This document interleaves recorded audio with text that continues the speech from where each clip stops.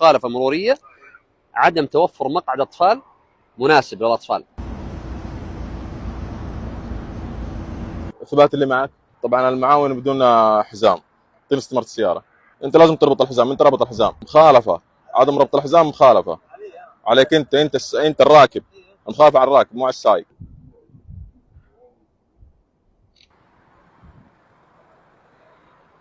السلام عليكم. رخصة واستمارة. المخالفة عندك تعديل على هيكل المركبة.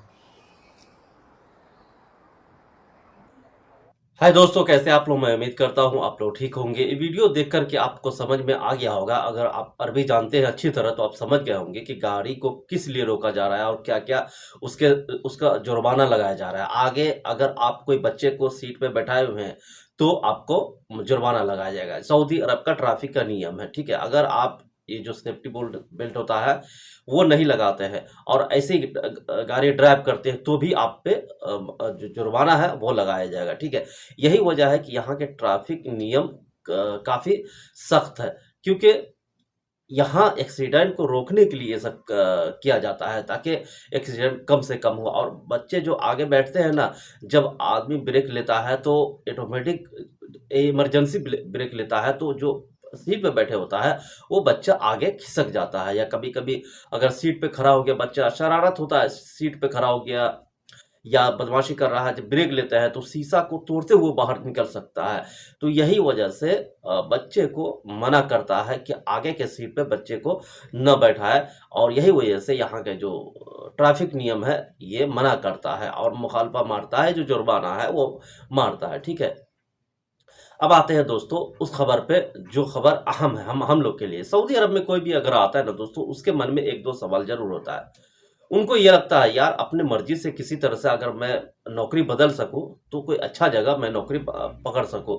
जिस कंपनी में आया है या जिस कफील में आया है ये ठीक नहीं है यार, ये पैसा नहीं देता है, इसके बारे में लोग तरह तरह की बातें कर रहे हैं। कंपनी के अंदर ये कंपनी इस तरह है और बहुत सारे कंपनी है भी इस तरह से, सैलरी नहीं देता है, ड्यूटी ज़्यादा करवाता है और जो जितना इंसान का वेट होता है उससे ज़्यादा वेट उठवाता है। काफ़ी सारी चीज़ें।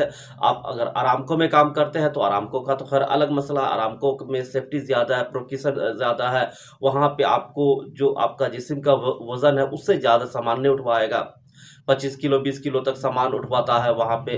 अगर पाइपलाइन में काम करते हैं तो आपको पता होगा, चूँकि पाइपलाइन में वज़न ज़्यादा उठवाना पड़ता है। चूँकि रीगर कभी नहीं है तो खुद से भी करना पड़ता है, रीगर है तो ठीक है चलो सपोर्ट कर देता आदमी, लेबर है सपोर्ट कर देता है, या आप लोडिंग अनलोडिंग का काम करते हैं तो भी आपको वज़न उठाना पड़ेगा, ठीक है। तो इस तरह से होता है। कंपनी में बहुत सारे ऐसे कंपनी है जो मुझसे है, जिसको मैं जानता हूँ, जो 3-3 महीना 6-6 महीना पगार नहीं देता है। और जो नए आदमी आता है उसको तो सबसे ज़्यादा परेशान करता है। नए आदमी को तो इकामा नहीं बना है उसका, तो कभी कभी उसको इकामा ही नहीं बनाता है, बहुत सारे परेशानी करता है। या तो ऐसे इस तरह से जो सुनता है जो देखता है तो उनके मन में लगता है यार अपना जो स्पॉन्सर है वो मैं बदल सकूं तो अच्छा रहता, ठीक है। अब ये नियम लागू हो गया दोस्तों, ये नियम को लागू किया है यहाँ के सरकार ने, ठीक है। ये नियम इसलिए लागू किया गया है कि जो कफाला सिस्टम है उसको हटा दिया गया। हालांकि नवंबर में ही हट गया था लेकिन लागू अब हो गया है, ठीक है।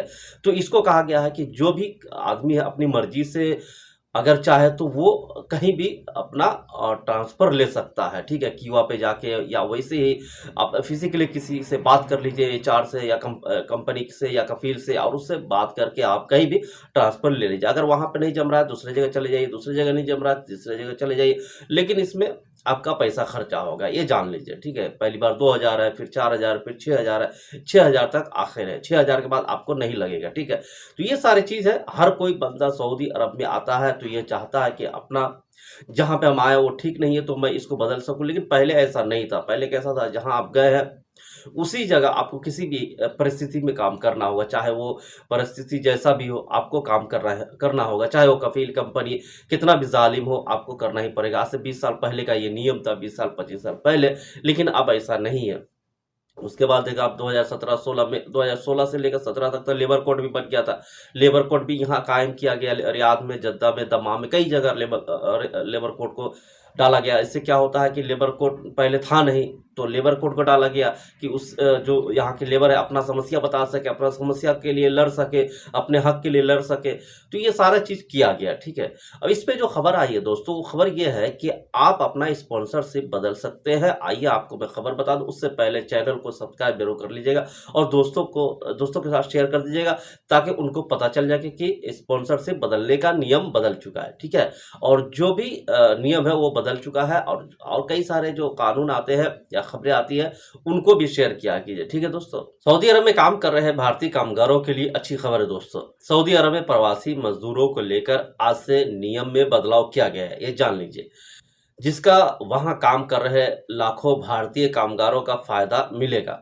अब सऊदी अरब में भारतीय कामगारों समेत 1 करोड़ से अधिक प्रवासी मजदूर अपनी मर्जी से नौकरी बदल सकेंगे, साथ ही अपनी मर्जी से अपने देश आ जा सकेंगे। ये भी एक समस्या है कि हम अपनी मर्जी से अपना देश नहीं जा सकते हैं, ठीक है। अब लेकिन जा सकते हैं, ठीक है।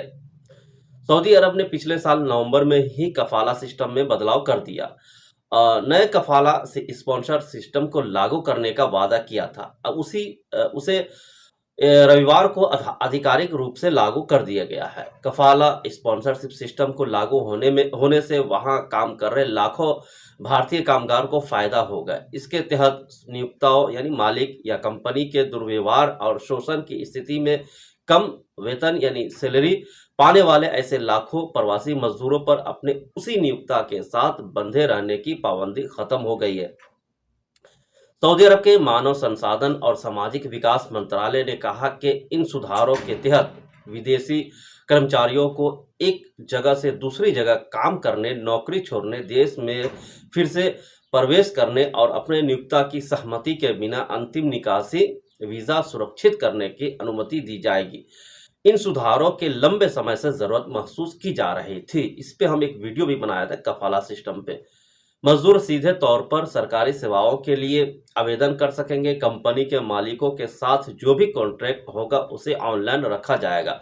बता दें कि इससे पहले बिना कंपनी की अनुमति के प्रवासी मजदूर ऐसा नहीं कर सकते थे और ज्यादातर मामले में वीजा का डर दिखाकर मजदूरों का शोषण किया जाता था। ये होता था सऊदी अरब के अंदर, कंपनी और कफील दोनों करता था, ठीक है। सऊदी अरब के मानव संसाधन मंत्रालय के उप मंत्री यानी अब्दुल्ला बिन नसीर कहा है कि हम देश में एक बेहतर श्रम बाजार बनाना चाहते हैं और साथ ही मजदूरों के लिए काम के माहौल को भी बेहतर बनाना चाहते हैं। श्रम कानूनों में इन बदलावों से विजन 2030 के उद्देश्यों को हासिल करने में मदद मिलेगी। विजन 2030 के तहत सऊदी अरब तेल पर अपनी निर्भरता कम करना चाहता है, दूसरे क्षेत्र में भी आगे बढ़ना चाहता है, जैसे टूरिस्ट का क्षेत्र हो, लोग आए सऊदी को देखे, इस तरह से। यहाँ पे एक बात बता दूं कि कफाला सिस्टम को खत्म करने की घोषणा पिछले साल नवंबर में की गई थी, ठीक है।